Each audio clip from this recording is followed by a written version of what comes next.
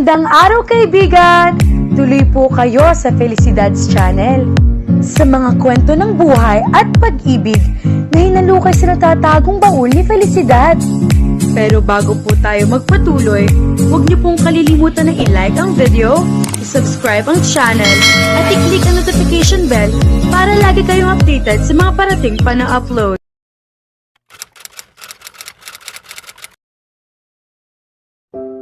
Ryan, utusan mo ang account manager na dalhin dito ang account statement para sa proyekto. Kailangan ko iyon kaagad, sabi ni Kelly habang nakatutok sa screen ng laptop, inaayos ang huling detalye ng proyekto. Yes, Mr. Aboitiz, sagot niya bago lumabas ng opisina ko. Sobrang sikip ng schedule ko nitong mga araw na ito. Ang proyekto para kay Mr. Darwin ay napakahalaga at kailangan ng agarang resulta. Kaya halos hindi na kami natutulog sa trabaho para lamang mapasaya ang matandang iyon. Hindi siya madaling kausap, mahirap nang makuha ang lagda niya sa kontrata, mas lalo pang mahirap panatilihin ang kumpiyansa niya. May kumatok sa pinto. Pasok, sigaw ko nang hindi man lang inaalis ang tingin ko sa laptop, wala akong sandaling pwede kong sayangin ngayon. Kamusta ka na Kelly, bati ni Tony. Sumulyap ako at nakita siyang nakaupo sa silya. Hindi siya kasing enerhiya tulad ng dati kaya alam kong may problema. Uy, pare, anong meron? Tanong ko habang sinisave ang trabaho ko at inilalayo ang laptop. Kailangan mong makita ito, sabi niya sabay abot ng ilang dokumento sa kamay ko. Hindi ko napansing may dala pala siyang mga papel. Binasa ko ang mga dokumento at nakita kong tungkol ito kay Mr. Robert, isang pangalang pamilyar. May kakaiba talaga sa taong iyon kaya ipinahanap ko kay Tony ang lahat ng impormasyon tungkol sa kanya.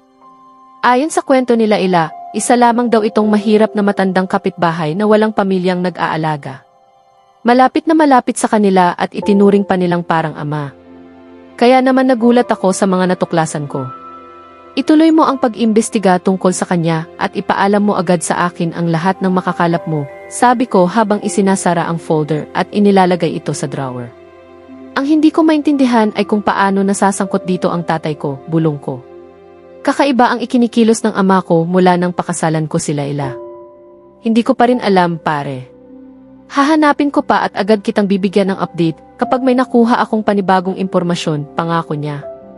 Nagpatuloy pa kami sa pag-uusap tungkol sa ilang usaping pangnegosyo.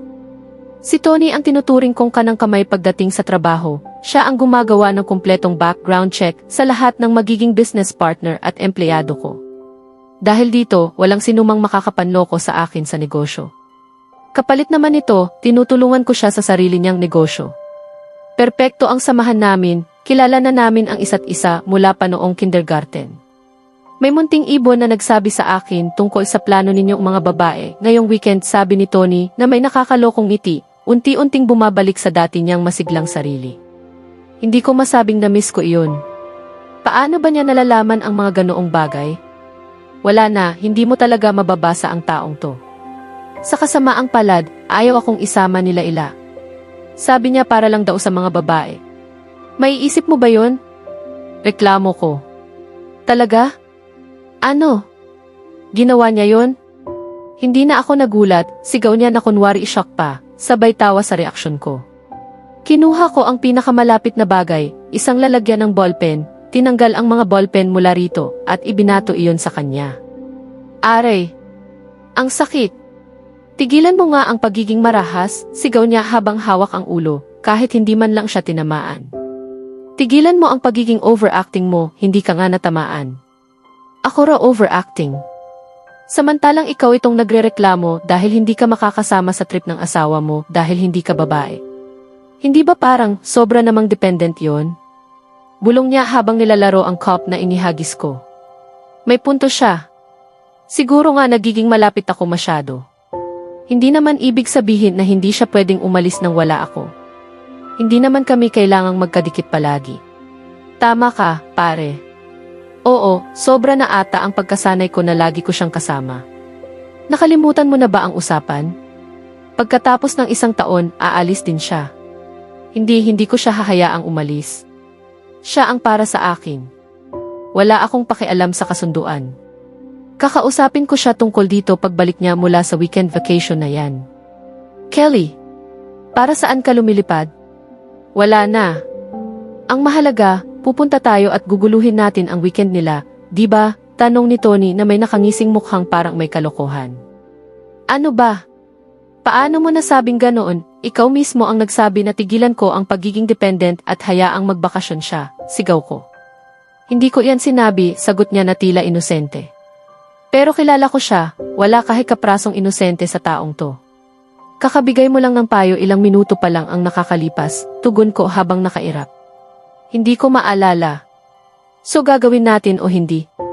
Sinabi mo nga kalimutan na. Sige, game. Ano ang plano? Sa wakas ay pumayag na ako. Umiti siya, halatang alam niyang naisahan niya ako. Saan ba sila pupunta? Tanong niya. Nang sinabi ko, pareho naming nadiskobring sa hotel ko pala sila magstay. Hindi alam nila ilan na akin ang hotel. Kaya sumama kami sa plano, magpapakita kami roon na kunwari may business meeting.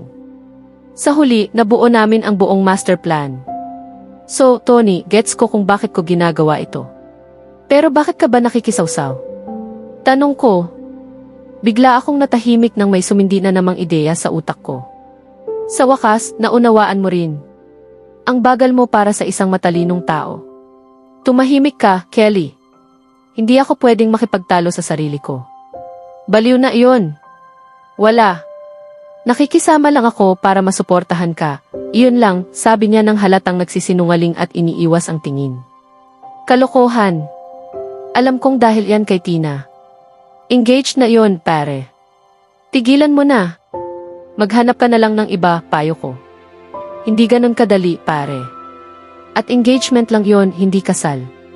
At saka, kahit ano pwedeng mangyari, sagot niya, may malalim na iniisip. Sana lang ay hindi siya gumagawa ng kung anumang ikagagalit nila. Ayaw ko talagang mangyari yon. Sana hindi mo balak guluhin ang relasyon nila, sabi ko habang nakatingin ng masama. Hinding-hindi. Pero may kakaiba sa lalaking yon at aalamin ko, sagot niya, puno ng determinasyon. Sigurado ka bang magandang ideya na guluhin natin ang girls' weekend? Tanong ni Tony na may nakakalokong ngiti. Oo, mag-enjoy tayo ng sobra. Ang dami kong plano para sa trip na to. Iinom tayo hanggang mabaliw tayo sa saya, sigaw ni Tina na punang tuwa. Napailing na lang ako at muling ibinalik ang tingin sa sketchbook ko. Inaayos ang huling detalye ng mga disenyo habang minamaneho ni Tina ang sasakyan papunta sa hotel kung saan namin gugugulin ang weekend. Tigil mo muna yan. Walang trabaho sa weekend, Leila, sigaw ni Tina sa ikalima ng beses ngayong araw, sandaling inaalis ang tingin sa kalsada upang singhalan ako. Mabuti pang iligpit ko na talaga bago niya itapon sa bintana.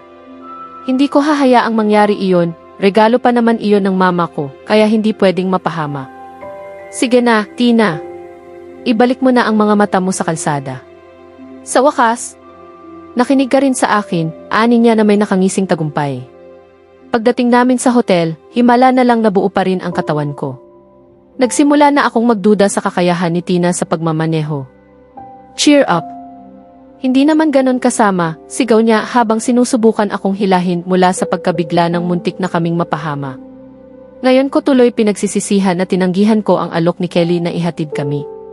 Alam kong hindi magaling si Tina magmaneho, pero inakala kong gumaling na siya. Mali ako. Mas lumala pa yata. Hindi ganon kasama? Halos nakapamataan ka na kanina, sigaw ko sa tenga niya. Baka sakaling maalala niya ang delikadong pagmamaneho niya. Ano ka ba, ayos lang si Manong. Hindi niya siguro nakita ang nangyari. Wala kang dapat ikabahala. Humingi na naman ako ng paumanhin sagot niya habang inilalabas ang mga bagahe mula sa kotse. Humingi ng paumanhin? Hindi ka nga huminto.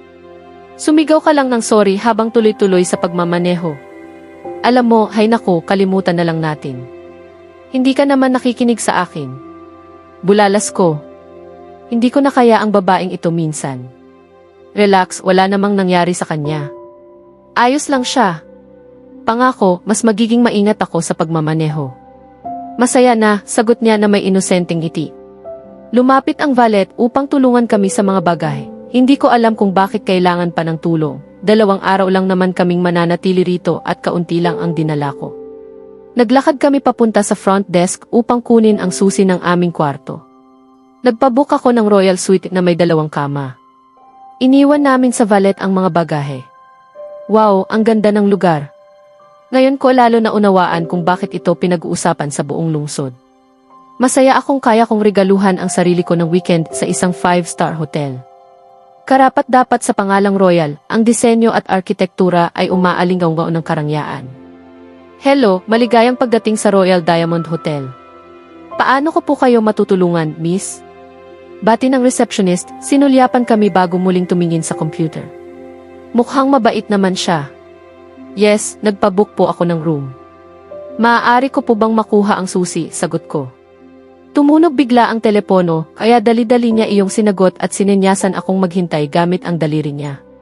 Si Tina naman ay abala sa telepono, halatang bored, tulad ko. At kung bakit parang inaabot ng habang buhay ang pakikipag-usap ng receptionist sa telepono. Ewan ko. Pagkababa niya ng telepono, nagpatuloy siya sa pagtatype nang hindi man lang tumitingin sa amin. Okay, ano po ang pangalan ninyo para mahanap ko sa system? Tanong niya nang hindi kami tinitingnan. Diyos ko. Ganito ba talaga katagal magbigay ng susi ng kwarto? Mrs. Aboitiz, sagot ko na may kunot noong impatience, gusto ko nang matapos ang usapan. Sa pagbanggit ko ng pangalan ko, bigla siyang tumayo mula sa upuan niya, halatang nagulat. Pasensya na po sa pagkaantala, ma'am. Inaabangan na po namin ang inyong pagdating. Pasensya na po talaga. Aminado akong na-upgrade ang suite ninyo sa private suite. Heto po ang inyong mga susi, mabilis at halos nangingiting sabi niya habang inaabot ang kumikinang na keycard. Ang ngiti niya ay sobrang lapad na nakakatakot tingnan. Salamat, sagot ko na may magiliw ngunit pekering ngiti. Paglingon namin papunta sa elevator, hinarang kami ng dalawang lalaki, ang isa ay nagpakilalang manager ng hotel at ang isa na may personal butler na nakatalaga sa amin habang kami ay naka-check-in. Ipinaliwanag niya na tungkulin niyang alagaan ang bawat pangangailangan namin habang narito kami. Sinamahan niya kami papunta sa kwarto, isang bagay na nakapagtataka para sa akin, habang si Tina naman ay tuwang-tuwang kinuha ang susi at halos tumakbo papunta sa kwarto na parang batang nakakita ng bagong laruan. Pagkapasok sa kwarto, nagpaalam ang butler, sinabing kukuha lamang siya ng aming mga bagahe. Napakamatulungin niya. Isang butler talaga, hindi ko ma-absorb ng buo. Nang makapasok kami ni Tina, pareho kaming napanganga sa ganda ng kwarto. Ang tanawin, ang laki, ang disenyo, parang sarili mong bahay sa loob ng isang hotel, kumpleto sa lahat. Wow! Tuluyan na akong nakuha ng puso ng asawa mo dahil sa regalong to. At least nakikitikim ako ng saya mo dito. Pwede na akong mamatay ng masaya, tili ni Tina habang tumatakbo sa paligid. Bakit mo naisip na may kinalaman dito si Kelly? Tanong ko, hindi pa kumbinsido. Malay mo, swerte lang kami ngayon. Kailangan ko pa bang i-spell out sa'yo? Sagot niya, nagbibigay sa akin ng tinging nagsasabing gamitin mo ang utak mo. Tama nga. Si Kelly nga.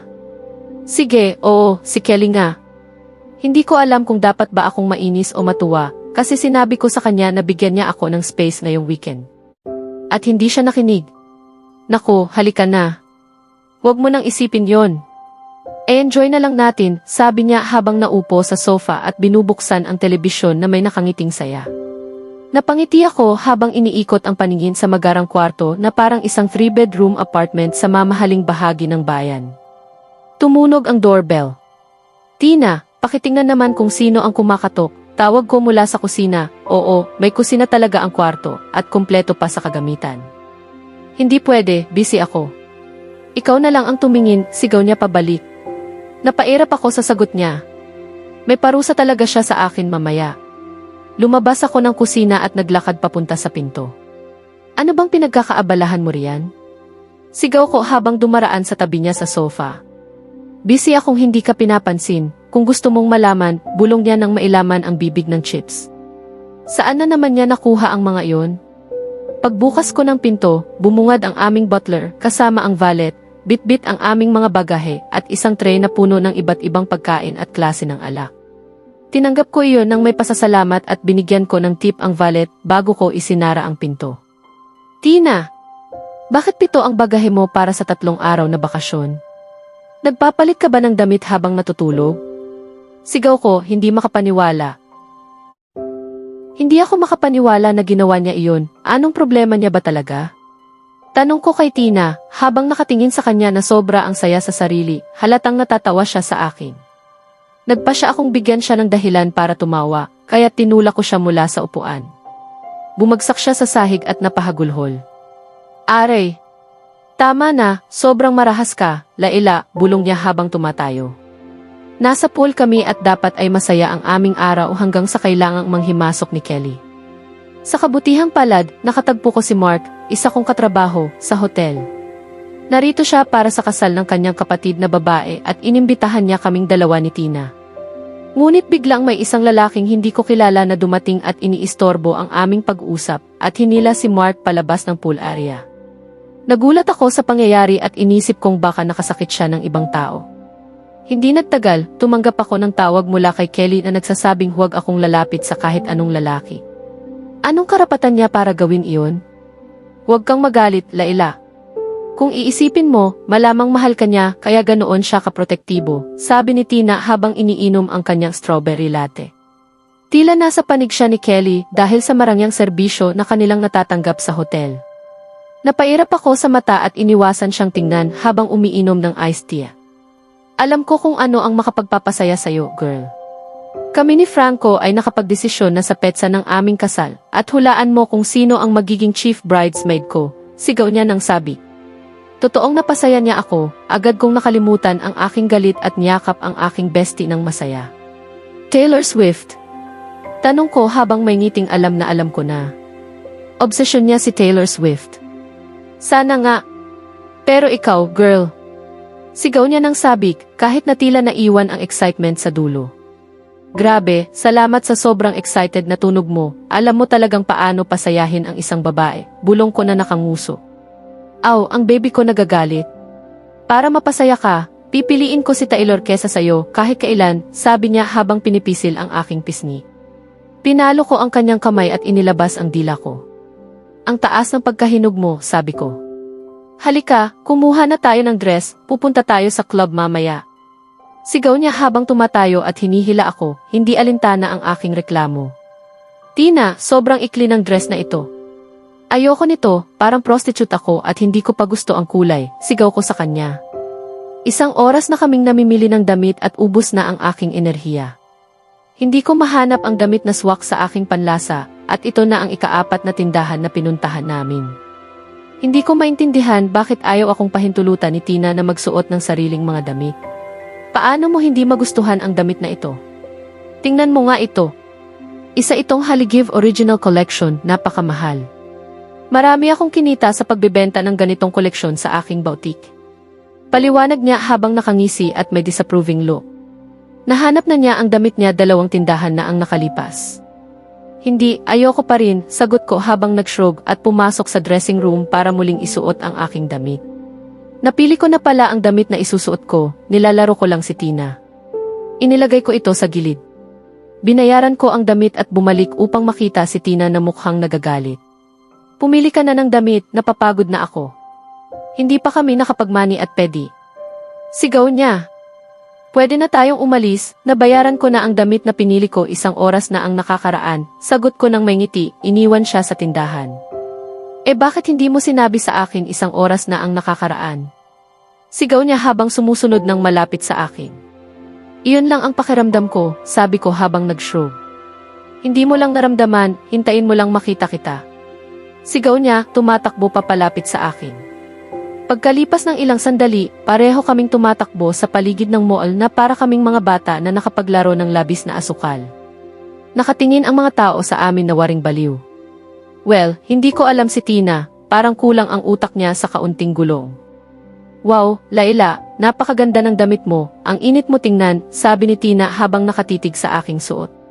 Tiyak na maganda ako, bulong ko habang nagpa-pose na parang modelo. Medyo kakaiba, at si Tina ay natawa agad.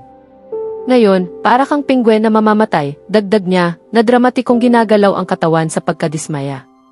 Paano mo naman malalaman kung ano ang hitsura ng pingwen na mamamatay? Tanong ko ng maihalong katuwaan. Inalis niya ang pansin sa akin at nagpatuloy sa pag-aayos ng makeup. 1 oras na siyang naglalaro sa mga lipstick, sinusubukan ang iba't ibang kulay para sa kanyang damit, bagamat wala namang tunay na makeup application na nangyayari. Si Tina, talagang ganito siya, medyo baliw. Nahanap ko na ang perpektong lipstick para sa aking damit. Ano sa tingin mo? Tanong niya na may kakaibang ngiti, nakatitig sa kanyang labi. Para sa akin, wala namang nagbago, pareho lang ang kulay sa huli niyang sinubukan. Hindi ko pwede sabihin na maganda ito, kaya nagkunwari akong pumayag. Napakaganda ng kulay sa'yo. Handa na ba tayong umalis? Sagot ko, iniwan ang anumang tanong na maaaring sumunod. Opo, handa na kami. Nakapag-book na ako ng taxi, paparating na ito anumang sandali, sagot niya habang isinusuot ang kanyang heels. Tumunog ang doorbell. Pareho kaming tumingin sa isa't isa, nagtatanong kung sino ang nandyan sa pinto. Nag-order ka ba ng room service? Tanong ko at umiling siya. Lumakad ako papunta sa pinto at tiningnan sa pinhole, si Kelly pala ang naroon. Aba, nakakagulat. Ayokong pumunta ka sa club mamaya, sabi ni Kelly habang pumasok sa apartment na halatang galit. Hello, kumusta ka, Kelly? Mabuti naman, salamat, sagot ko ng may sarkastikong tono, sabay titig sa kanya. Hindi kita papayagang pumunta sa club ngayong gabi, utos niya, hindi pinapansin ang aking sagot. At sino ka para magdikta sa akin, tanong ko ng galit. Kahit na gusto ko ang nakakainis niyang ugali, hindi ako tumatanggap ng utos mula sa kahit sino. Ang asawa mo, sagot niya. Baka nakalimutan mo, peke asawa ka lang, sagot ko, at agad kong pinagsisihan dahil kitang-kita ang lungkot sa kanyang mukha. Walang halaga iyon. Asawa mo pa rin ako, sagot niya, pinipilit itago ang lungkot habang nagtatagal-tagalang nakatingin sa akin. Nagsimula kaming magtagisan ng titig. Pasensya na sa istorbo, pero may mahalaga po kaming pag. Bahala ka na dyan, sabay kaming sigaw kay Tina, pinutol ang kanyang sasabihin. O sige, okay, aalis na ako. Maghihintay ako sa inyo sa lobby. Bilisan niyo lang sa kung anong ginagawa niyo, pwede niyo panghalikan para mapabilis ang proseso, sabi niya, lumabas ng kwarto habang masigla ang pulso. Napahiya ako sa sobrang lapit ng mga labi ni Kelly sa akin. Sobrang abala ako sa pagtatalo kaya hindi ko napansin kung gaano kami kalapit. Ang pamumula ng pisngi ay hindi makaliligtas sa'yo, Missy. Hindi ka pupunta at iyon ang huling salita ko, sagot niya, patuloy na nakatitig. Grabe siyang nakakainis. Ito para sa pagtuturo mo sa akin kung ano ang gagawin ko, sabi ko bago ko sinadyang sipan ng medyo malakas sa kanyang maliit na kaibigan. Napansin ko siyang napahagulhol sa sakit at yumuko. Agad akong pumasok sa aking silid para kunin ang aking sling bag. Pwede mo bang tigilan ang pagtutok sa maliit kong kaibigan tuwing ganito? Paano tayo makakagawa ng cute na anak kung sinisira mo siya? Bulong niya sa sakit. Tama lang sa kanya, hindi ko pinansin. Hey, balik ka rito. Hindi pa tapos ang pag-uusap natin, narinig ko siyang tawagin mula sa likuran. Tapos na ang pag-uusap na iyon. Umuwi ka na lang at iwan mo akong mag-isa, sigaw ko pabalik, hindi pinapansin siya. Hindi. Lalo na't ang ganda mo ngayon, sigaw niya pabalik. Laila, kausapin mo na ako, sabi ni Kelly. Ilang ulit na akong humingi ng paumanhin, daing ko habang napapabuntong hininga. Simula nang bumalik siya mula sa biyahe niya, isang buong araw na akong humihingi ng tawad. Sa kabutihang palad, o marahil sa kamalas-malasan, naroon ako sa buong panahong iyon, binabantayan siya. Kung iisipin, sa ganitong pagkakasabi, parang mukha nga akong nakakatakot. Tumanggi siyang kausapin ako o kahit kilalanin man lang ang presensya ko sa loob ng bahay. 20 oras pa lamang ang lumilipas, ngunit pakiramdam ko ay nababaliw na ako. Hindi ko na kaya. Handa na akong gawin ang kahit ano para lang kausapin niya ako, kahit palumuhod ako at magmakaawa para sa kanyang kapatawaran. Ang paghingi ng paumanhin ay hindi na sapat sa pagkakataong ito, Ginoong Abuitis, malamig niyang sabi habang nilalampasan ako at patungo sa kanyang silid. Matyaga akong sumunod sa likuran niya, patuloy na sinusubukang kumbinsihin siyang patawarin ako. Ngunit bago pa man ako makapagsalita, marahas niyang isinara ang pinto sa harap ko. Napabuntong hininga ako. Tahimik akong naglakad patungo sa sarili kong silid sa kabilang dulo ng pasilyo. Ganoon na siya sa tuwing sinusubukan kong lapitan o kausapin, palagi na lang niya akong tinatawag na Ginoong Abuitis, hindi ako makapaniwalang mas nami-miss ko pa ang pagtawag niya sa akin ng kung ano-anong palayaw. Hanggang ngayon ay hindi ko pa rin maintindihan kung bakit siya ganoon na lang kung magalit. Sa aking pananaw, kaunti lamang naman ang nagawa ko, sinorpresa ko ang kanyang bakasyon kahit hindi ako imbitado, hindi ko pinayagang may lalaking lumapit sa kanya, kumuha ako ng mga bodyguard nang walang pahintulot niya. Nilimitahan ko rin ang pag-inom niya ng alak habang nasa hotel kami, hindi ko siya pinayagang magpunta sa nightclub, Wala namang masama roon, hindi ba? Oo, may nasuntok akong lalaking kaibigan niya sa club na ayon sa kanya ay walang dahilan. Ngunit para sa akin, sapat na ang pagiging lalaki nito bilang dahilan. Naaalala ko ring binuhat ko siya pauwi sa hotel ng gabi ring iyon dahil sobra siyang nakainom. Kahit kaunting kredito man lang sana roon. Dumalo rin ako sa kasal ng kapatid ng kaibigan niya bilang isang hindi imbitadong +1 at siniguro kung hindi siya makakausap ng kahit sinong lalaki, lalo na ang mismong nag-imbita sa kanya. Dagdag pa roon ang malaki at kapansin-pansing pasa sa mata ng lalaking iyon mula sa nangyari sa club na ako rin ang may gawa. Sa pag-iisip ko ng lahat ng iyon, hindi ko pa rin makita kung ano talaga ang mali sa mga ginawa ko. Hindi ko kasalanan kung hindi ko mapigilan ang sarili ko. Siya ang may kasalanan, sobrang ganda niya. Hindi ko kayang makita siyang may kasamang ibang lalaki. O baka naman nagsiselos ka lang dahil natatakot kang iwan kanya para sa mas mabuting lalaki. Tigilan mo nga iyan. Napapailing ako. Nakakainis talaga ako minsan. Kung ganoon, isipin mo na lang kung ano ang nararamdaman nila sa tuwing kasama ka. Sa puntong iyon, napagpasyahan kong lumabas muna bago tuluyang mabaliw. Pagkalipas ng 2 araw, hindi pa rin ba siya nakikipag-usap sa'yo? Tanong ni Tony habang nakaupo ako sa sofa sa kanyang opisina, lubos na walang gana. Ginawa ko na ang lahat, pero hindi man lang niya ako tinitingnan o binibigyan ng kahit kaunting pansin. Ito na ang pinakamasahol na parusa sa mundo. 1 linggo na niya akong hindi pinapansin at tuluyan na akong nababaliw, dramatiko kong reklamo, 10 beses ko na yata ngayong araw. Magpakatino ka nga. 2 araw pa lang ang nakalilipas at ganyan ka na agad. Akala ko ako ang pinakaistorbo sa grupo natin, bulong niya habang abala sa kung anumang ginagawa niya sa computer, mga bagay na hindi ko naman maintindihan. Siya dapat ang nagbibigay sa akin ng ideya bilang matalik kong kaibigan, pero ngayon, tinatawag niya pa akong nakakainis. Ano na bang ginawa nila sa akin? Pakiramdam ko talaga ay 1 linggo na, mahina kong sagot habang iniiwasan ang mapanuri niyang tingin. Tumabi siya sa akin sa sofa. Sabihin mo nga sa akin, bakit sobra kang apektado sa tuwing may lalaking napapalapit sa kanya? Ano ba ang kinatatakutan mo? Huwag mong sabihin na may kinalaman pa rin ito sa dati mong kasintahan na hindi na dapat banggitin, sabi niya sabay bigay ng makahulugang tingin. Ilang sandali akong nanahimik, naghahanap ng paraan para umiwas sa hindi komportabling usapang ito. Wala na siyang kinalaman dito kahit papaano, sa wakas ay sagot ko, sabay tingin sa ibang direksyon para iwasan ang kanyang reaksyon. Huwag mo akong bigyan ng ganyang tingin. Mag-uusap tayo tungkol dito, mariin niyang sabi. Sige na nga. Natatakot ako na baka makahanap siya ng mas mabuti kaysa sa akin, katulad ng ginawa ni Sophie. Ayan, nasabi ko na. Masaya ka na ba? Mariin kong sabi bago nilunok ang laman ng baso ng whiskey na lihim kong kinuha mula kay Tony. Ang pagiging kasama nila ay matagal nang gumugulo sa isipan ko, binubuksan muli ang mga sugat na akala ko'y matagal nang naghihilom. Marahil mas mabuti nga kung wala na lang siya sa buhay ko. Pakiramdam ko rin ay masyado na akong tinatamaan ng alak. Sa tingin ko, sapat na ang nainom mo para sa araw na ito, matigas niyang sabi sabay agaw sa bote ng whiskey mula sa mesa. Hoy, kailangan ko pa iyon, sigaw ko sa kanya, inis na inis. Hindi mo kailangan iyan. Ang kailangan mo ay harapin ang problema mo, mariin niyang sagot. Mas masahol pa iyon kaysa sa pagkuha mo ng whiskey ko.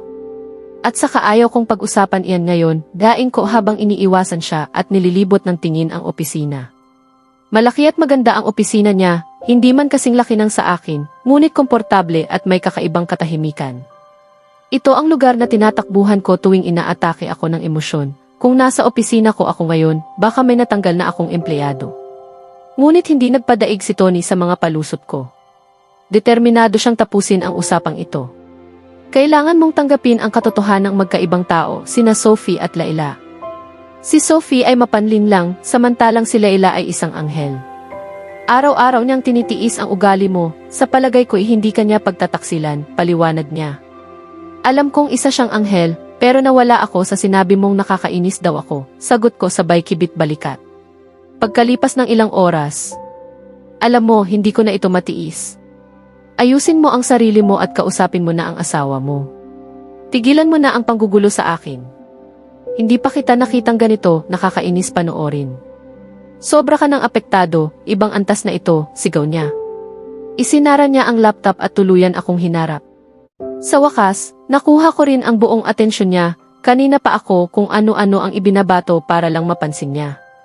Kung ganoon, ano ba ang iminumungkahi mong gawin ko? Tanong ko habang nakatuon ang pansin sa nakasimangot niyang mukha. Nakakatuwa rin pala, natitikman na niya ang sarili niyang gamot. Tatawa sana ako kung hindi lang ako sabik na sabik sa isang solusyon. Una, magplano ka ng isang romantikong kilos. Ikalawa, umalis ka na sa opisina ko at huwag ka nang babalik hanggat hindi mo naaayos ang problema ninyo ng asawa mo. Halos pasigaw niyang utos sabay talikod sa akin. Magandang ideya. Hindi ko alam kung bakit hindi ko naisip iyon. Hindi kasama ang pagpapalayas mo sa akin. Napakabastos niyon, sabi ko habang lumalapit sa kanya.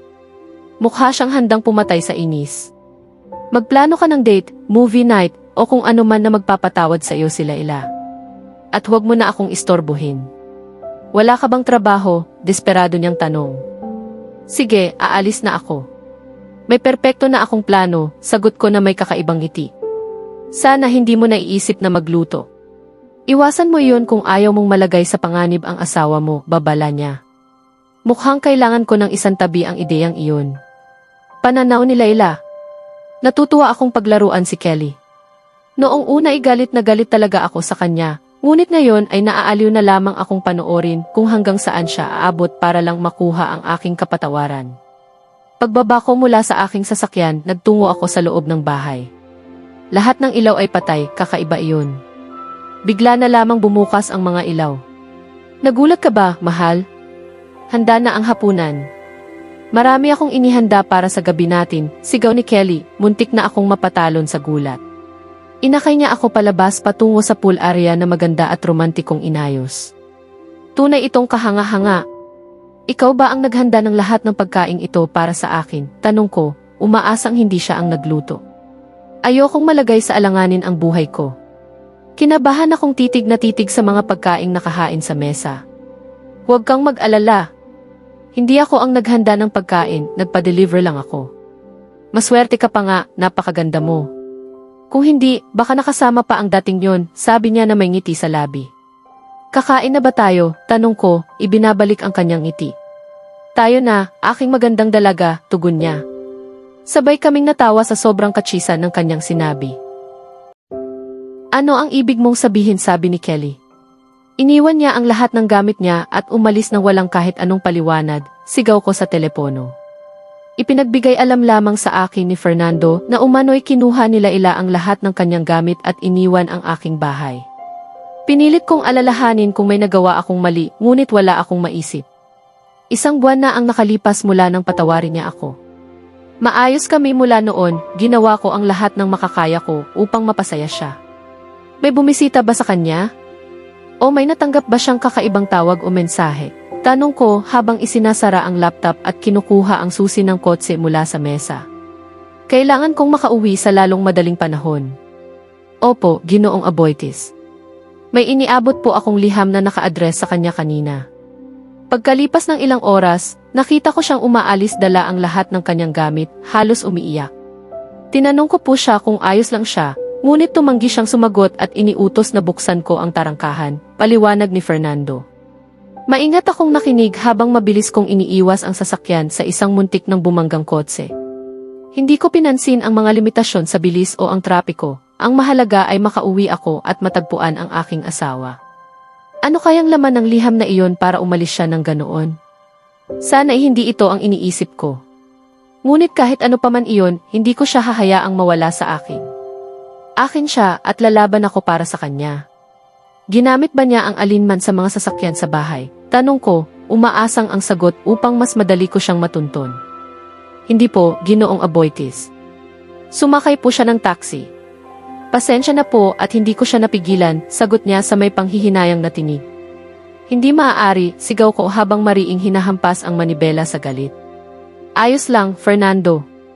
Ipaalam mo agad sa akin kung may anumang balita tungkol sa kanya, sabi ko habang tinatawagan si Tony gamit ang kabilang telepono at ikinokonekta iyon sa sistema ng sasakyan. Opo, Ginoong Aboitiz, sagot niya bago ibaba ang tawag.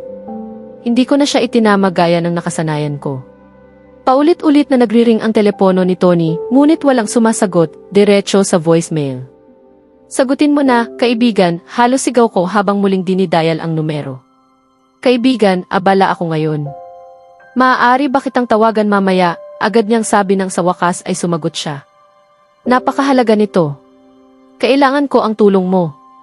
Maaari ka bang pumunta agad sa bahay ko? Pakiusap ko. Sige, papunta na ako, tugon niya bago ibaba ang tawag. Nag-focus ako sa pagmamaneho ng ligtas pa uwi. Paano nangyari ito, Tony? Walang ibang nakakaalam nito kundi ikaw at ako, sabi ko habang nakatitig sa mga papeles ng diborsyo na hawak ko, may pirma ko at pirma nila Ila.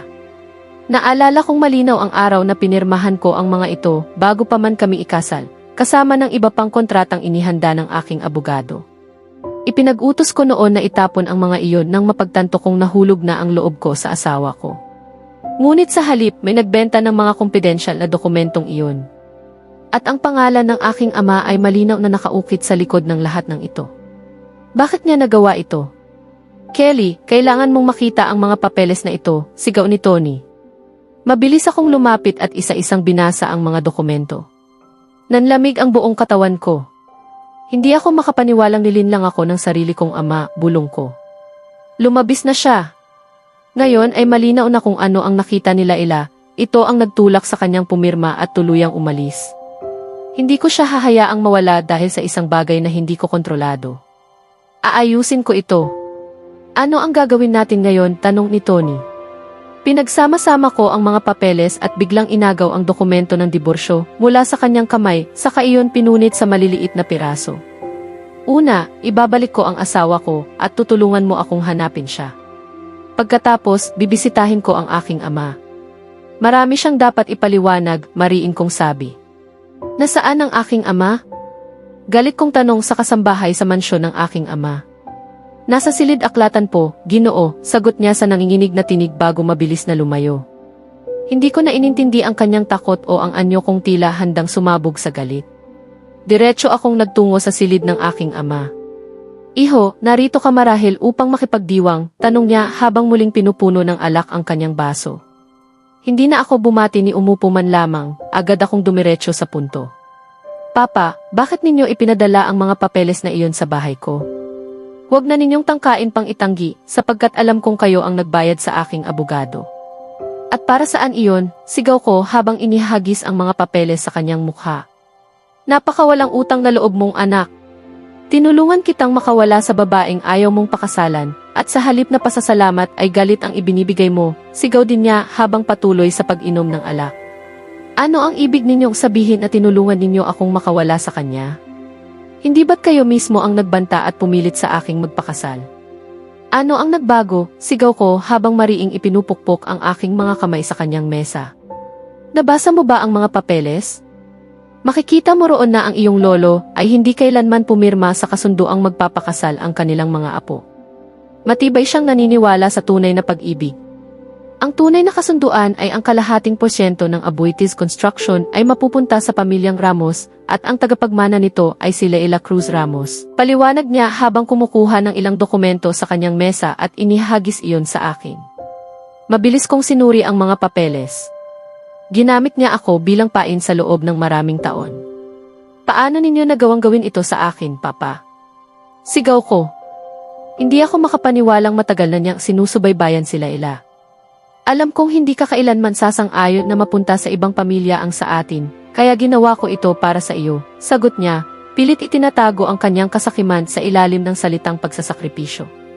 Hindi ninyo ito ginawa para sa akin, ginawa ninyo ito para sa inyong sarili. Gusto ninyo ang lahat, Papa, sigaw ko, may lasong bumabalot sa bawat pagbanggit ko sa salitang Papa. Hindi niya kailanman naging karapat-dapat ang titulong iyon. Oo, gusto ko. Ang iyong lolo sana ay nagpasalamat na lamang sa kanyang kaibigan, sa pamamagitan ng regalo o tahanan, sa halip na ipagkaloob ang kalahati ng ating negosyo. Pinairal niya ang labis na prinsipyo, sigaw niya, pilit isinisisi sa aking lolo ang lahat. Hinding-hindi siya magiging kalahati man lang ng lalaking ang aking lolo. Naririnig ba ninyo ang inyong sarili? Hindi ako makapaniwalang nasasabi ninyo iyan, sabi ko, may ngiting puno ng panghihinayang. Tuluyan na siyang nilamon ng kasakiman. Oo, at ikaw, anak, ay mahalagang bahagi ng plano ko. Alam kong pakakasalan mo si, ano nga ba ang pangalan? Oo, si Sofia. Kita kong labis mo siyang minahal. Alam kong ang pagpapakasal mo sa kanya ang sisira sa aking plano, kaya inasikaso ko siya, wika niya ng walang bahid ng pagsisisi. Ano ang ibig ninyong sabihin na inasikaso ninyo siya? Ano ang ginawa ninyo? Sigaw ko, nanginginig sa desperasyon. Pinanood lamang niya akong gumuho, walang kahit katiting na malasakit. Huwag kang magkunwaring nagulat. Hindi kanya kailanman minahal, ang pera mo lamang ang mahalaga sa kanya. Binayaran ko siya upang wasakin ang iyong puso, upang hindi ka muling magmahal hanggang maisakatuparan ko ang aking plano, wika niya ng walang preno, patuloy sa pag-inom. Ibig ninyong sabihin, binayaran ninyo si Sofia upang ipagkanulo ako. Paano ninyo nagawang gawin iyon sa akin? Tanong ko, bagaman alam ko na ang sagot. Isa na lamang ang malinaw, ang aking ama ay wala na sa tamang pag-iisip. Tinulungan lang kita. Hindi kanya mahal. Huwag kang magpakabanal. Gumawa ka rin ng kasunduan sa iyong asawa, alam iyon ng iyong abogado, at sinabi niya sa akin. Akala mo ba hindi ko malalaman, sabi niya sabay tawa. Dahil pinilit ninyo ako. Ano pa ang ginawa ninyo, Papa? Sana'y wala kayong kinalaman sa pagkamatay ng mga magulang nila Ila. Tanong ko, umaasang wala siyang kasalanan doon. Kung meron man, hindi ako kailanman mapapatawad nila Ila. Walang pakinabang sa akin ang pumatay, kaya wala akong kinalaman doon. Oo, pinilit kitang pakasalan siya, at tinulungan din kitang makawala, sagot niya na may ngising kinaiinisan ko.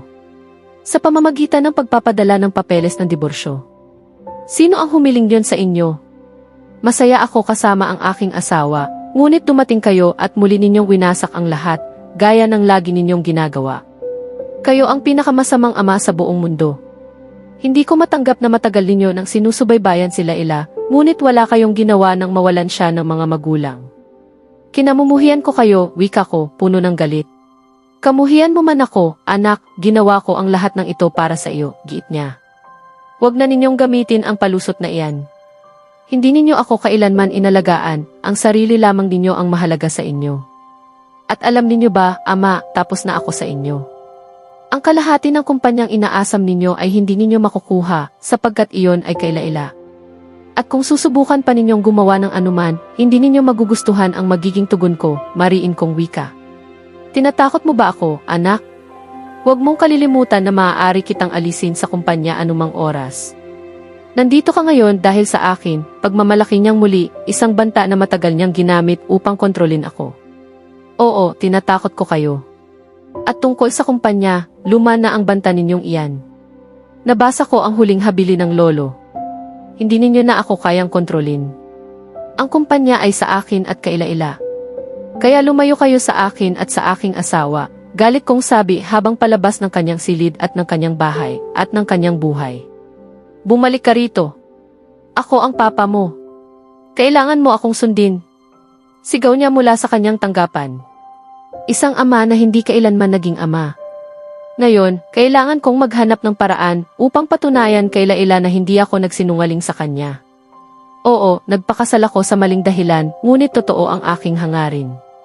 Mahal na mahal ko siya, at hindi ko hahayaang iwan niya ako. Kinaya ko ang pagkawala ni Sofia, ngunit hindi ko kakayanin kung mawawala rin si Laila. Siya ang aking buhay. Laila, bumangon ka na riyan sa sopa at maghanda ka na para sa trabaho, sigaw ni Tina sa kaibigan. Isang linggo ka ng ganyan. Hindi ka ba natatakot na matanggal sa trabaho? Sigaw ko sa ika-6 na pagkakataon ngayong araw habang pilit ko siyang hinihila palayo sa sopa. Ngunit mariin siyang tumanggi. Sinabi ko na sayo, work from home ako. Bitawan mo ako, Tina, iritable niyang tugon habang itinutulak ako palayo. Nakakainis. Sa puntong ito, hiniling ko na lang sana na bumalik kami sa panahong kasuklam-suklam pa ang mga lalaki dahil hindi ko na talaga ito kinakaya. Hindi ko pa siya nakitang ganito noon. Simula nang wasakin ni Kelly ang puso niya, halos mabaliw na ako sa kanya. Isang linggo na ang nakalipas nang dumating siya sa pintuan ng apartment ko, humahagulhol sa iyak. Ikinuwento niya ang lahat ng nangyari at sa sandaling iyon, napigilan ko lang ang sarili kong bumalik sa bahay ng lalaking iyon, dala ang racket sa tennis upang managot siya sa ginawa niya.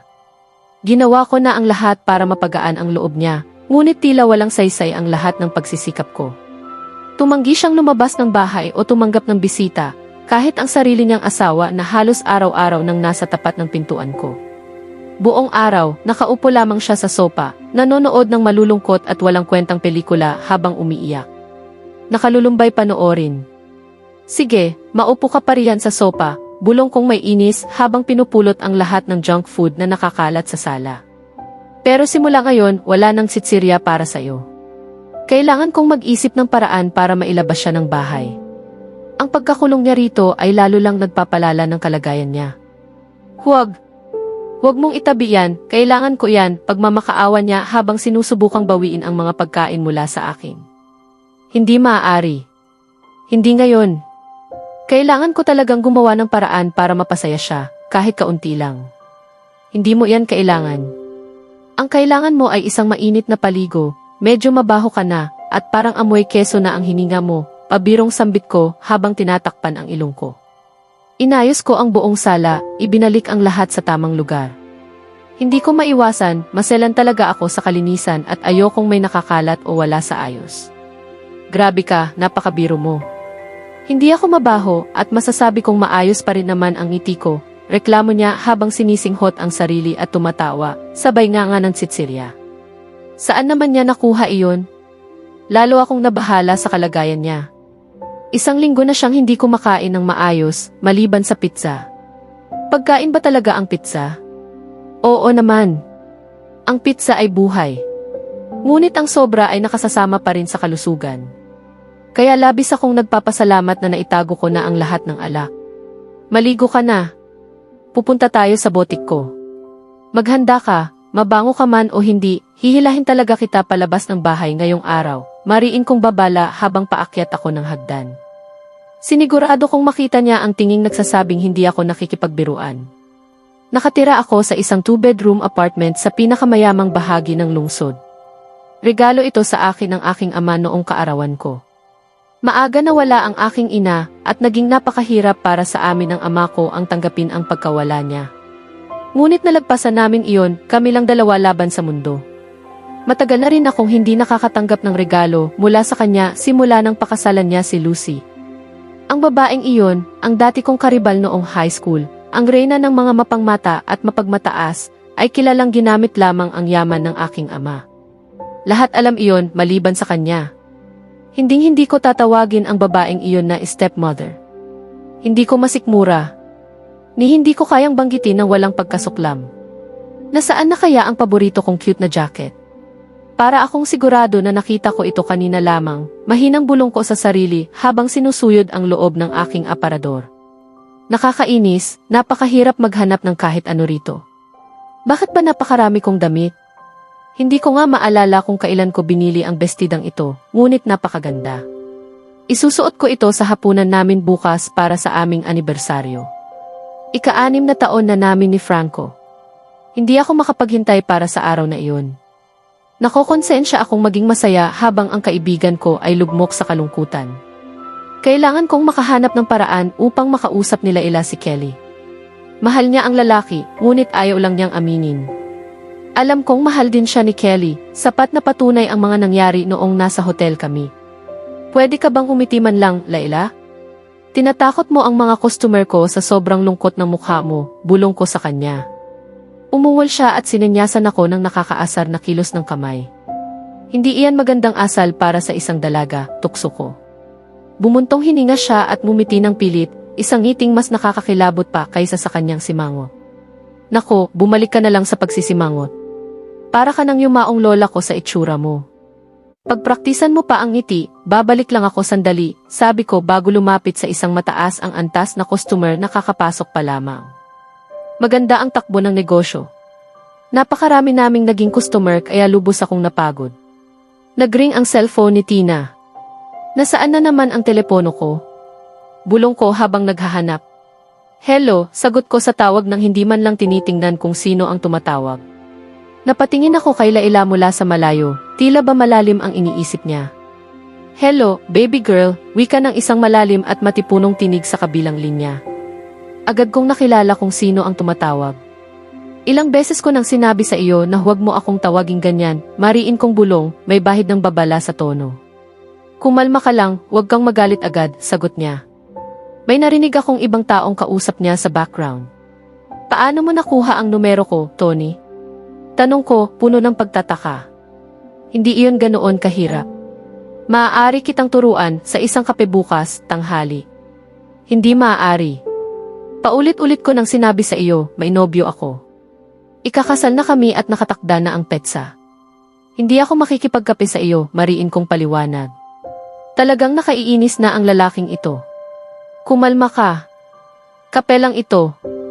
Pag-uusapan lang natin kung paano natin matutulungan ang mga kaibigan natin na mag-usap. Hindi ko na kayang makita ang kaibigan ko sa ganitong kalagayan, paliwanag niya. Sige na nga. I-text mo na lang sa akin ang address ng restaurant. Doon na lang tayo magkita, pagsuko ko bago ko ibinaba ang tawag. Hindi ko na kayang makita sila ilan na ganito. Hindi man siya matutuwa, gagawin ko ito para sa kanya.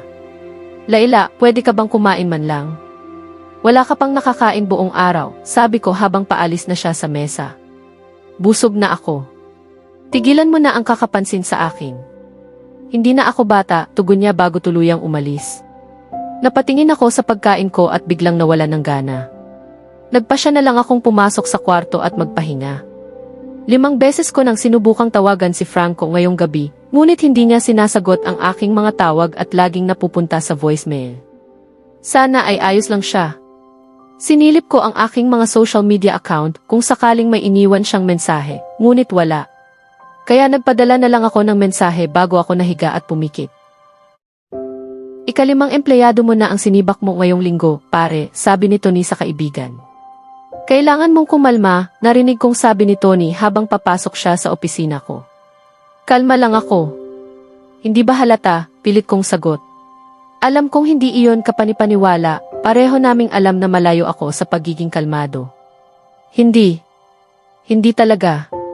Para kang isang mabangis na oso na sugatan, bagamat mas maayos na iyan kaysa sa wala, biro niya sabay tawa. Wala ka na bang ibang mas maayos na salita riyan? At saka, wala ako sa kondisyon para sa mga biro ngayon, tugon ko habang walang emosyon ang titig ko sa kanya. Simula nang umalis sila ila sa bahay namin, pakiramdam ko ay hungkag ang lahat. Gustong-gusto kong bumalik siya, ngunit ayaw niya akong kausapin, ni ayaw man lang niya akong makita o pakinggan ang paliwanag ko. Makinig ka, pare. May ideya ako kung paano ka mapapasaya. Makikipagkape ako mamaya kay Bright Eye. Pag-uusapan namin kung paano natin mahihikayat sila ila na kausapin ka, bigla niyang sambit na may kakaibang ngiti. Sinuklian ko siya ng kilalang-kilala niyang tingin na nagsasabing huwag mo akong subukan. Hindi ako agad naniwala, kilala si Tony sa pagbibigay ng samut-saring palayaw sa kaibigang pulang buhok nila ila. Seryoso ako. Ang kailangan mo lang ay mag-isip ng isang romantikong paraan na magugustuhan nila ila. Nakapanlulo mo na kitang makita sa ganitong kalagayan, mariin niyang sabi. Sinuri ko siya ng tingin, wala ang dati niyang mapagbirong ngisi. Marahil, sa pagkakataong ito, totoo siya. Wala rin naman akong mas mabuting ideya. Kaya bumalik na lamang ako sa aking trabaho, pakiramdam ko'y bahagyang gumaan ang dibdib ko. Ilang oras ang lumipas. Panahon na para sa date ko kay Mama Bear, bulong niya habang nakatitig sa orasan sa dingding ng opisina ko. Halatang halata ang kasabikan niya, buong araw na siyang panay ang tingin sa oras. Nagdala pa siya ng paborito niyang pabango sa opisina, napakamahal noon at ginagamit lang niya sa mga espesyal na okasyon. Sa puntong iyon, hindi na ako sigurado kung problema ko nga ba ang pakay niya o ang sarili niyang interes. Nakakainis. Aalis na ako, pare. Ipagdasal mo ang tagumpay ko, sabi niya na may ngiti bago tuluyang lumabas ng opisina. Tagumpay sa ano? Sigaw ko, litong-lito. Ngunit nakalabas na siya. Umaasa na lamang ako na hindi siya masasaktan, kitang-kita namang may damdamin siya para sa babae. Sir, may isang ginang purito na nais kayong makausap, sabi ng sekretarya sa intercom. Tinawag ko siyang sekretary nightclub, palayaw na ibinigay nila ila noon at hindi ko na namalayang nakasanayan ko na rin. Tulad ni Layla. Hindi na ako nag-abala pang sumagot sa intercom sa halip, ginamit ko ang telepono ng kumpanya upang tawagan siya ng direkta. Agad naman siyang sumagot. Wala akong inaasahang bisita ngayon. Sino kaya ang misteryosang babaeng ito? Pakisabi sa kanya na magpa-appointment. Wala akong oras para sa mga biglaang bisita ngayon, diretso kong sabi. Pasensya na po, sir. Nasabi ko na po iyon, ngunit tumatanggi siyang umalis. Gumagawa na po siya ng eksena at sinasabing siya raw ang inyong kasintahan, nanginginig na wika ng sekretarya. Papasukin mo siya, malamig kong sagot. Alam na alam ko kung sino siya. Panahon na para ilagay siya sa tamang lugar. May kumatok sa pinto. Pumasok ka, sabi ko nang hindi man lang iniaangat ang tingin mula sa laptop. Kailangang matapos ko ang proyektong ito ngayong araw. Kelly, mahal, kailangan mo talagang palitan ang sekretarya mo. Ayaw niya akong papasukin, reklamo niya sa pa-cute at mapag-angil na tono. Ano na naman kaya ang iniisip ng babaeng ito? Sofia, ano ba ang problema mo? Hindi mo ba naintindihan na tapos na tayo at wala na akong kahit anong gustong kinalaman sa iyo? Mahinahon kong paliwanag, bagamat hindi maitago ang galit sa aking tinig. Alam kong nasasaktan ka pa rin, Kelly. 3 taon na ang nakalipas, hindi mo ba ako kayang patawarin? Maliit lang naman iyon na hindi pagkakaunawaan, anya, may kasamang pagmuso. Hindi ko mawari kung paano ko nagawang makita iyon bilang kaakit-akit noon. Maliwanag na, wala ako sa katinuan noon. Nasasaktan? Matagal na akong nakausad. At ang tawagin ang pakikipag-ugnayan mo sa iba't ibang lalaki sa mismong kama ko bilang maliit na hindi pagkakaunawaan, yan ba ang tingin mo roon? Ano ba talaga ang pakay mo, Sofia? Sagot ko, bahagyang tumatawa sa kababawan ng kanyang sinasabi. Gusto kong balikan mo ako, mahal. Pasensya na sa nasaktan kita, ani niya sa paawa at mapilit na tono. Sa sandaling iyon, malinaw sa akin ang lahat. Sa pagbabalik tanaw, masaya ako, masayang tinanggap niya ang alok ng aking ama at ipinagkanulo ako. Masayang tuluyan na siyang nawala sa buhay ko, at higit sa lahat, masayang natagpuan ko sila ang bagong sigla ng aking buhay. Ang pinakamagandang biyayang dumating sa akin. Alam mo ba, Sofia, salamat sa panloloko mo. Tungkol naman sa pagbabalikan natin, hindi iyon mangyayari, hindi sa buhay na ito, at hindi rin sa susunod. Ikaw ay bahagi ng nakaraan kong hindi ko ipinagmamalaki, kaya doon ka na lamang manatili. Isa na akong masayang may asawa. At kung makita man kita kahit saan malapit sa aking gusali, sa alinman sa aking ari-arian, o kung banggitin mo man lamang ang pangalan ko, sisiguruhin kong mananagot ka sa batas, ikaw at ang sinumang kasangkot, mariin kong wika. Galit ang bumabalot sa bawat salita. Nakatitig lamang siya sa akin, bakas ang pagkabigla, habang pumatak ang mga luhang halatang pilit. Noon pa man pala iyon ang ginamit niyang panlansi, ngunit hindi na ako magpapadala ngayon. Umalis ka na sa opisina ko bago pa ako makapagsalita o makagawa ng bagay na pagsisisihan mo, mariin kong utos. Agad niyang dinampot ang kanyang bag at nagmamadaling lumabas. Sa ayos pa lamang ng kanyang bihis, halatang desperado na siya, malinaw kung bakit siya bumalik. 3 taon na ang nakalipas ng akalain kong guguho ang mundo ko nang mahuli ko siyang nagtataksil. Hindi ko alam noon na tuluyan niya akong ipinagpalit. Hindi talaga kami itinadhana. Napakaraming relasyon ang pilit ipinagpapatuloy ng mga tao dahil sa takot na mag-isa, kahit malinaw na hindi iyon para sa kanila. Kung may papayo man ako, ito ay ang bitawan ang hindi para sa iyo upang makamit ang tunay na nakalaan. Kailan pa ako naging makata? Nang umibig ka. Hindi raw ako umiibig. Ngunit ang totoo, labis-labis ang pagmamahal ko sa kanya hanggang sa masaktan.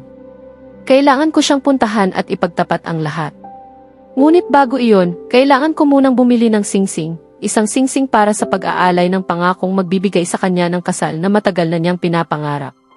Sana, mahal niya rin ako. Ano ba ang nangyayari, Tina? Kalagan mo ako ngayon din, sigaw ko, ngunit bahagya lamang itong narinig dahil sa telang walang awang isiniksik sa aking bibig. Ilang sandali pa lamang ang nakalipas ng pilitin akong magbihis ni Tina. Kinumbinsi niya akong lumabas at magpalipas ng gabi kasama siya.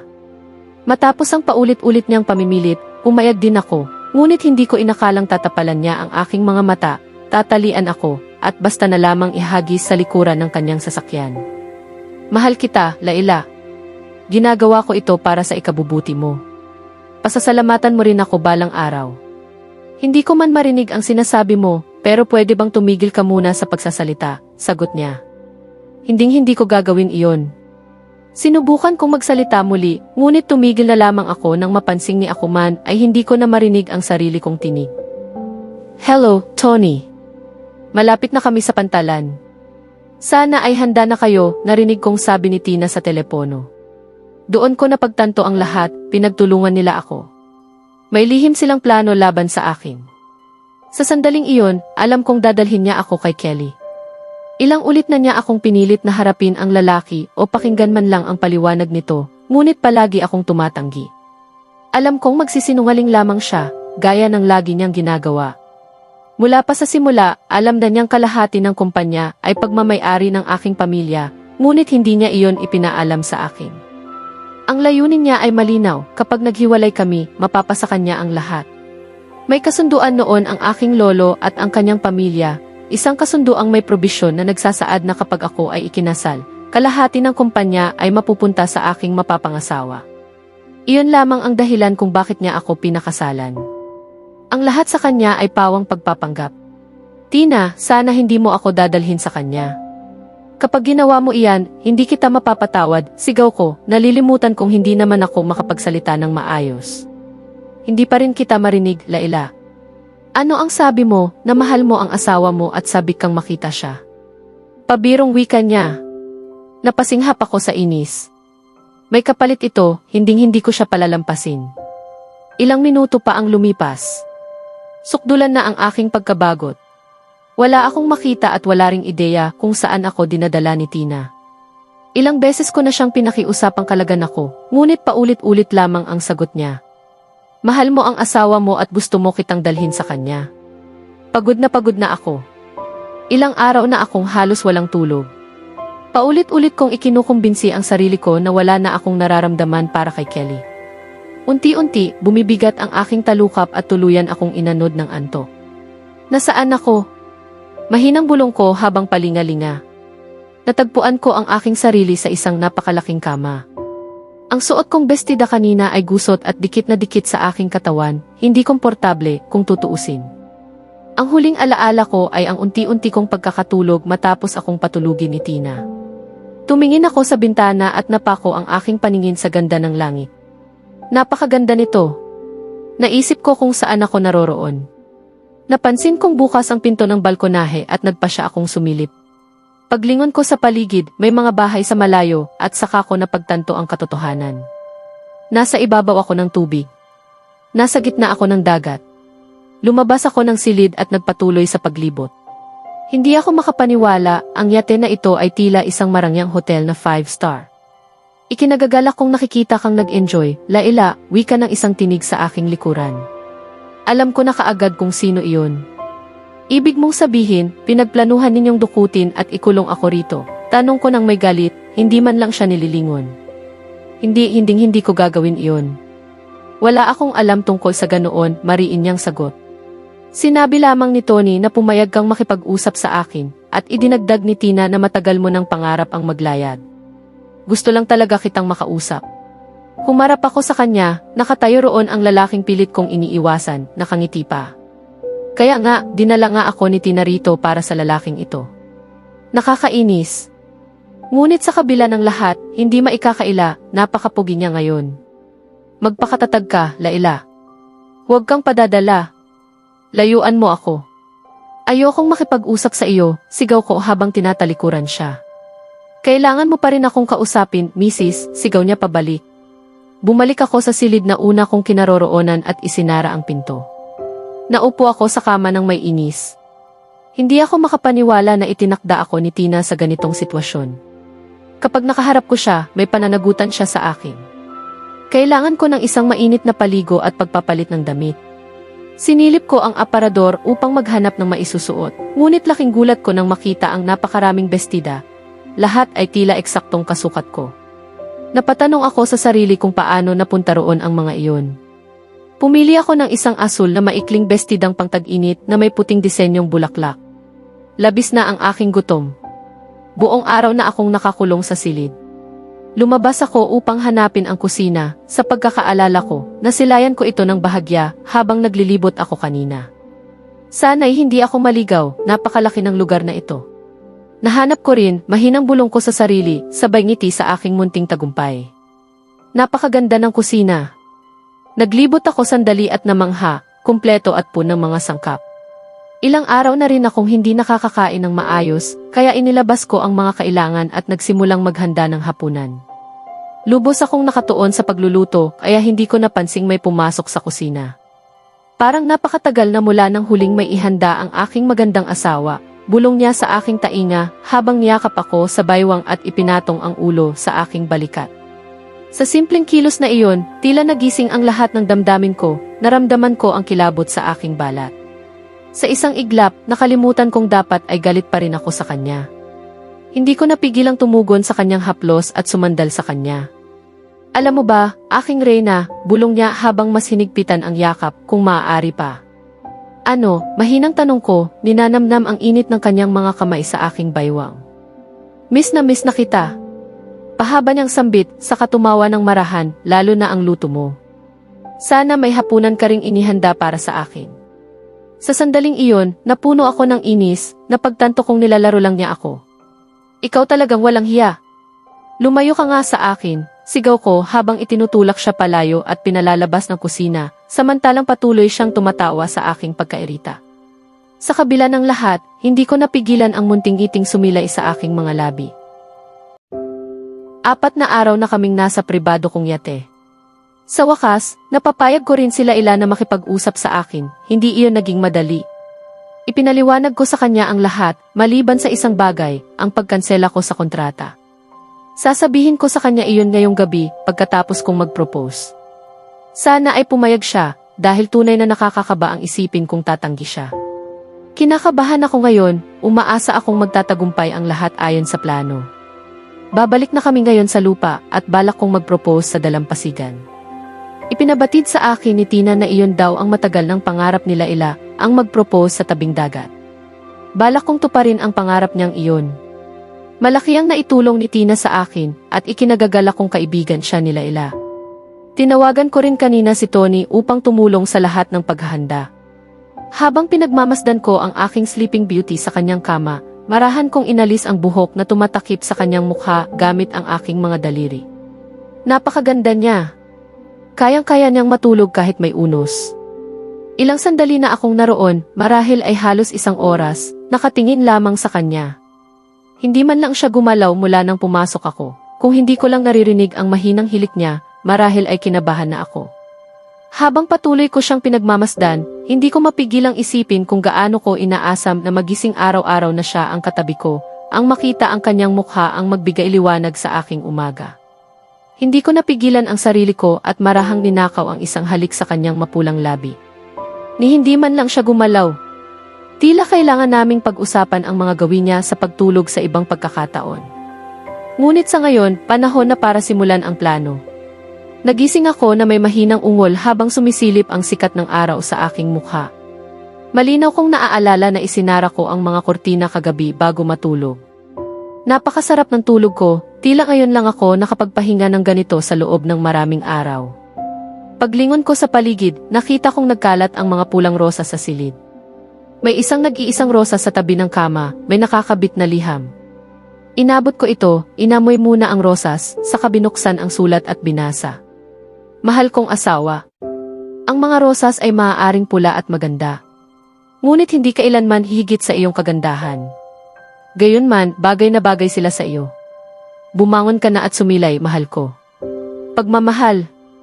Ang iyong alien bunny. Napangiti at napahagigik ako sa sarili matapos basahin ang mapang-akit na mensahe.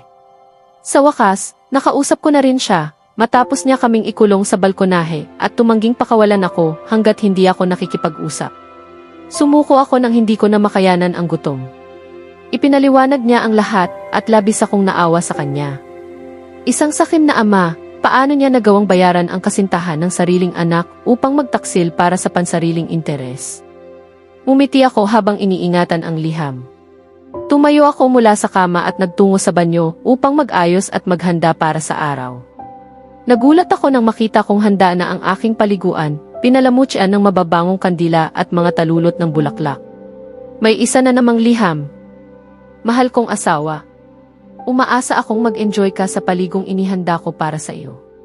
Ano pa bang mas mainam upang sariwain ang iyong kagandahan? Kundi ang isang mainit at nakapapawi na paligo. Pahabol, sana inaroon din ako kasama mo. Pagmamahal. Ang iyong alien bunny. Napahagikik ako at bahagyang namula sa isip na siya ang kasama ko roon. Ano nga ba ang binabalak niya? At bakit patuloy niyang tinatawag ang sarili niyang alien bunny? Akala ko ba ay ayaw niya sa palayaw na iyon? Ilang minuto ang lumipas at lumabas ako ng banyo na preskong presko. Napakagaan ng pakiramdam ko, talagang gusto kong inaalagaan at pinapahalagahan. Nagpahid ako ng lotion, pinatuyo ang aking buhok, at nagtungo sa aparador upang maghanap ng angkop na isusuot. Doon, nakita ko ang isang magandang bestida, may isa na namang liham na nakakabit dito. Mahal kong asawa. Sa palagay ko, napakaganda mo sa bestidang ito. Pagmamahal. Ang iyong alien bunny. Napangiti ako at napaisip. Kung babalikan ko ang palaging sinasabi ni Vivian, kapag tulog ako, tila wala akong kamalayan sa mundo. Pumasok siya sa aking silid at inihanda ang lahat ng ito, at niwala man lang akong napansin. Matapos isuot ang bestida, itinali ko ang aking buhok sa isang mataas na ponytail at nagtungo sa kusina upang maghanda sana ng almusal. Ngunit laking gulat ko nang makita ang samut-saring pagkain na maayos na nakahilera sa hapagkainan. May isa na namang liham. Mahal kong asawa. Inakala kong kailangan mo ng pahinga mula sa pagluluto, kaya ako na ang umako. Ang aking reyna ay hindi dapat pumasok sa kusina ngayong araw. Mag-enjoy ka. Pahabol, huwag kang mabahala, hindi ako ang nagluto ng mga pagkain. Pagmamahal. Ang iyong alien bunny. Napatawa ako ng malakas sa bahagi kung saan sinabi niyang hindi siya ang naghanda ng pagkain, isang tunay na ginhawa. Naupo ako at kumain hanggang sa ako'y mabusog at makontento. Buong araw, paulit-ulit akong nakakakita ng mga mapang-akit at nakakatawang liham, ngunit ni Anino ni Kelly ay hindi ko nakita sa yate. Naisip ko kung nasaan siya at ano ang binabalak niya. Ipinangako niyang uwi na kami ngayon. Nagpasya akong tapusin na ang kontrata at ituloy ang diborsyo. Kailangan ko na siyang bitawan bago pa ako tuluyang malubog sa damdaming ito. Alam kong ang aming pagsasama ay nagsimula bilang isang kasunduan, isang kontratang magtatapos sa katapusan ng taon. Hindi naman talaga siya naging akin. Kailangan ko na siyang pakawalan. Buong araw akong nanatili sa mga anino, tahimik na minamasdan ang bawat reaksyon niya sa tuwing may nababasa siyang liham mula sa akin. Nakahanda na ang lahat ayon sa plano. Dumating na kami sa pantalan. Pagbaba ko mula sa yete, nakita ko sina Tony at Tina na nag-aasaran. Kailan pa ba naging ganito kalapit ang dalawang iyon? Tony, maayos na ba ang lahat? Sigaw ko. Agad siyang napatingin sa akin na tila nagulat. Kanina pa ako nakatayo roon, halos 2 minuto na, at ngayon lang nila ako napansin. Ay, pare, hindi ko alam na bumalik ka na. Kumusta ang bakasyon mo? Tanong niya na may mapaglarong ngiti, malinaw ang doble kahulugan ng kanyang salita. Pinili kong huwag sagutin, hindi naman niya kailangan ng paliwanag. Alam kong darating siya anumang sandali. Ipinakiusap ko sa kanyang make-up artist na ibigay sa kanya ang isang liham na maghahatid sa kanya sa akin. Napakaganda ng pagkakaayos ng lugar, eksakto sa aking nais. Mula sa malayo, nakita ko siyang papalapit. Napakaganda niya. Sa isang iglap, tila nawala ang aking hininga, nakalimutan kong huminga. Habang papalapit siya, naalala ko ang palaging sinasabi ng aking ina. Kapag pinagkalooban ka ng isang napakagandang regalo sa buhay, pahalagahan mo ito. Balak kong pahalagahan siya at hinding-hindi ko na siya pakakawalan. Ginoong alien bunny, may dahilan ba kung bakit maghapon mo akong pinadalhan ng maliliit na liham? Tanong niya na may ngiti. Ngumiti rin ako bilang tugon at marahang inakbayan ang kanyang baywang, inilapit siya sa akin. Wala naman, mahal kong asawa, bulong ko sa kanyang tainga sa isang malambing at mapang-akit na tinig. Gusto ko lang sanang makasayaw ka. Iyon lang ba ang dahilan ng lahat ng ito, para lamang makasayaw ako kasama mo? Sagot niya habang lumilingon sa paligid ng napakagandang glass beach house. Mula sa loob ay tanaw ang lahat sapagkat yari ito sa salamin. Maaari ba kitang makasayaw? Tanong ko habang sininyasan ang pagpapatugtog ng musika bago pa siya makatanggi. Isang awitin ang Umalinggaw, Breathless ni Shane Ward. Pinili ko ang kantang iyon dahil ang mga liriko nito ay tila salamin ng aking nararamdaman para sa kanya. Marahan kaming sumayaw. Ramdam ko ang pagdantay ng kanyang ulo sa aking balikat habang patuloy kaming umiindayog. Kinabahan ako, isang pakiramdam na ikinagulat ko mismo. Ilang beses na akong humarap sa maraming tao para sa mahahalagang presentasyon sa negosyo at ni minsan ay hindi ako kinabahan. Ngunit ang babaeng ito, nagagawa akong pangunahan ng damdamin sa isang kisap mata lamang. Inakay ako ni Kelly patungo sa isang bilog na hapagkainan na nasa gitna ng beach house. Tahimik kaming kumain. Punpa rin ang damdamin ang aking puso dahil sa aming sayaw kanina. Tinitigan ko siya ng may pagtataka, pilit inuunawa kung bakit niya ginawa ang lahat ng ito, lalo na kung bakit iyon ang kantang kanyang pinili. Ilang sandali pa'y biglang umalingaw ang mga paputok. Matagal na akong nabibighani sa ganoong tanawin kaya agad kong hinila si Kelly palabas upang mas malinaw naming makita. Namangha ako at doon ko napansin ang mga salitang bumuo sa kalangitan. Dahan-dahan ko silang binasa. Will. You. Mary. Me. Layla. Isa-isa kong pinagsama ang mga salita. Nang tumingin ako kay Kelly, laking gulat ko nang makita siyang nakaluhod, hawak ang isang napakagandang singsing. Totoo ba ito? Panaginip lamang ba? Layla, mula noong unang araw na nakilala kita, alam kong ikaw ay kakaiba, panimula niya. Hindi mo pinalampas ang aking mga pagkukulang para lamang mapalugod ako. Pinapaalalahanan mo ako kapag ako'y nagkakamali. Matatag kang tumatayo para sa iyong pinaniniwalaan, kahit salungat pa ito sa opinyon ng iba.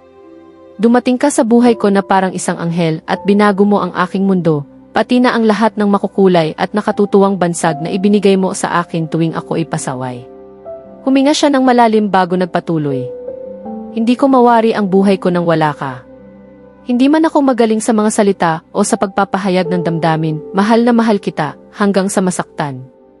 Layla, papakasalan mo ba muli ang iyong alien bunny? Totoo ba ang lahat ng ito o ako'y nananaginip lamang? Sinabi ba talaga niyang mahal niya ako? Sapagkat sa puso ko, alam kong mahal ko rin siya.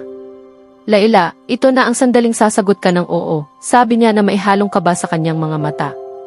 Umiti ako sa kanya, isang ngiting puno ng katiyakan. Ibig bang sabihin nito wala na ang mga kontrata? Biro kong tanong. Oo, mahal. Wala na iyon, tapos na, at tuluyan ang nakabaon sa nakaraan, sagot niya na may ngiting may kumpiyansa. Napatawa ako sa kanyang tugon. Oo, papakasalan kitang muli.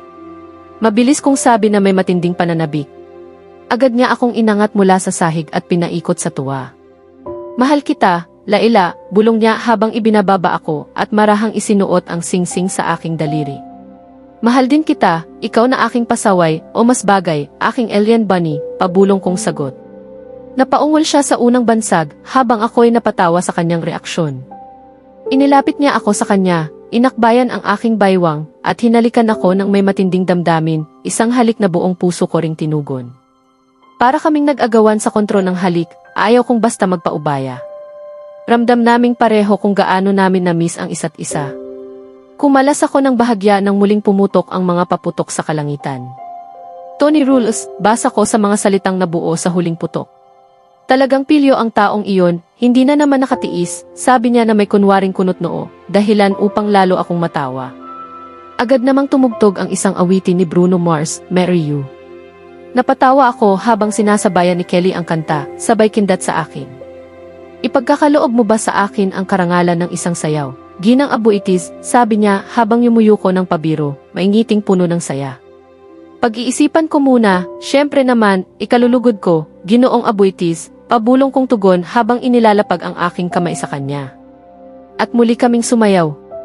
Habang binabalikan ko ang paraan ng aming pagkakakilala, kung paano kami nahulog sa isa't isa, at kung paano kami kapwa nagbago, mula sa pagiging individual tungo sa pagiging isang buo, na pagtanto ko.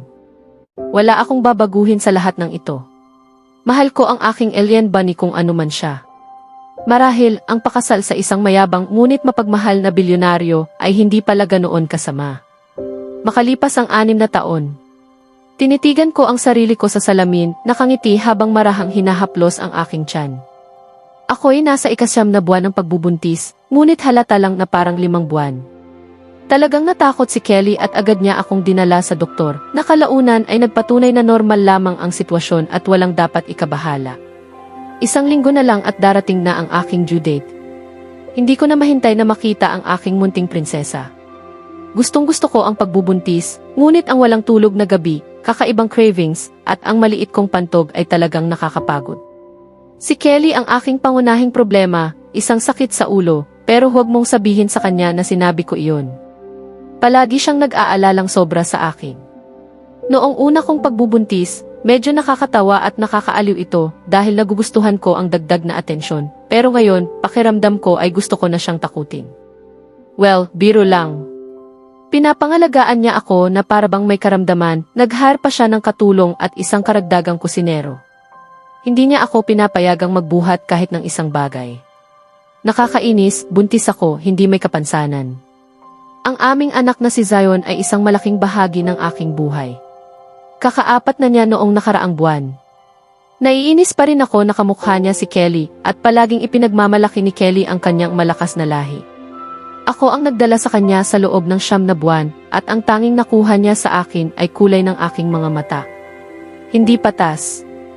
Ngunit siya ang aking munting pasaning ligaya. Nalaman kong buntis ako sa kanya pagkatapos ng aming honeymoon. Ang unang 2 buwan ay napakahirap, hindi ko matutunaw ang anumang pagkain, palaging pagod, at sobrang nag-aalala ako kay Tina na bigla na lamang nawala, wala akong balita sa kanya ng mahigit 2 taon. Noong una, napagpasyahan ni Kelly na hindi na kami magkakaroon ng ibang anak, ngunit nagbago agad ang isip niya nang hawakan niya ang aming munting biyaya sa kanyang mga braso. Nakita ko siyang umiyak sa unang pagkakataon. Ngayon, gusto niyang magkaroon ng 6 na anak. Paano iyon mangyayari? Well, hindi ko kayang manganak ng 6 na bata mula sa sarili ko, 3 ay sapat na.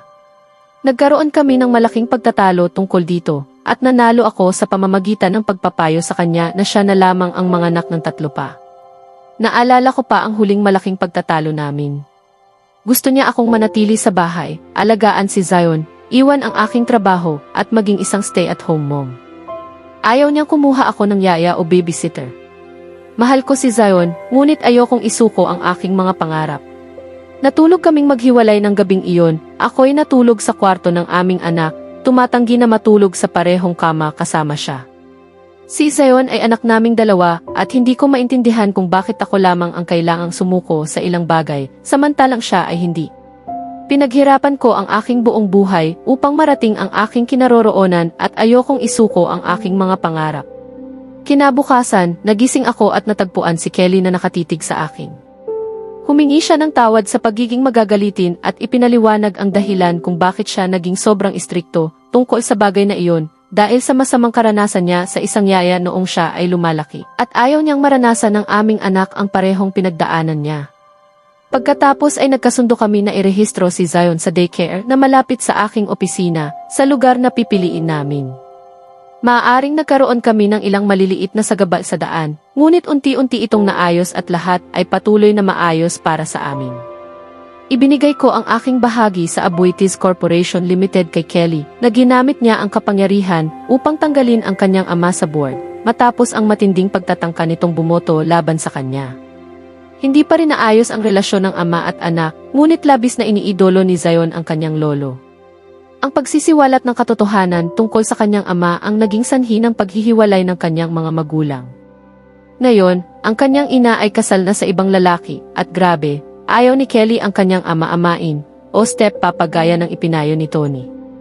Naalala ko pa ang 3 taon na ang nakalilipas ng ikasal ako kay, pasaway, sapagkat desperado ako sa pera.